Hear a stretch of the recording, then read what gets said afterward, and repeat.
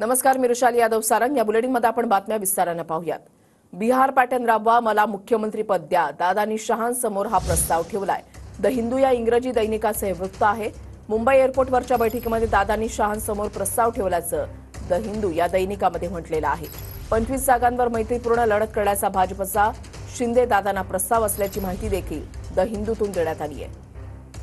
प्रदीप कापसे आमचे प्रतिनिधी या संदर्भातली अधिक माहिती देतील। प्रदीप,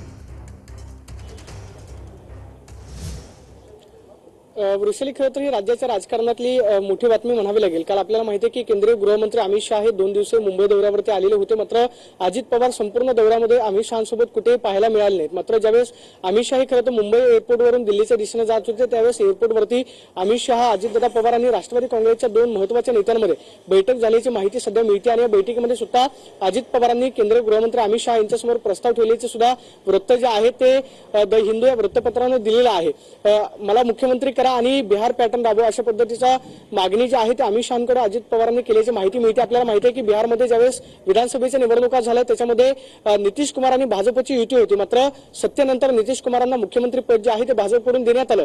तोच खरं तर बिहार पॅटर्न जो आहे तो महाराष्ट्रामध्ये राबवावा आणि मला निवडणुकीनंतर मुख्यमंत्री पद जे आहे ते घोषित करावं अशा पद्धतीची मागणी अमित शहांकडे केल्याचं खरं तर वृत्तसंस्थेने दिलेल्या वृत्तामध्ये म्हटलेलं आहे।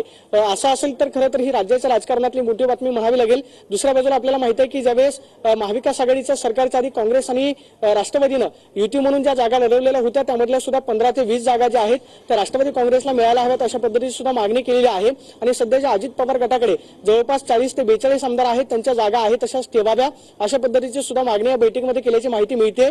जर कदाचित अजित पवारांनी अमित शहांकडे खरं तर इच्छा व्यक्त केली असेल तर ही मोठी बातमी म्हणावी लागेल। मात्र यावरती स्वतः अजित पवारांकडून काय स्पष्टीकरण येते का पाहणं महत्त्वाचं असणार आहे। मात्र खरं तर दिलेल्या वृत्तानं राज्याच्या राजकारणामध्ये खरं तर मोठी घडामोड घडू शकते। मात्र काल आपल्याला माहिती आहे की केंद्रीय गृहमंत्री अमित शहा यांच्यासोबत अजित पवारांची मुंबई विमानतळावरती बैठक झाली आणि बैठकीनंतर केंद्रीय गृहमंत्री अमित शहा यांच्यासमोर खरं तर अजित पवारांनी हा प्रस्ताव ठेवल्याची माहिती मिळते। नक्कीच, धन्यवाद प्रदीप दिलेल्या सविस्तर माहितीसाठी।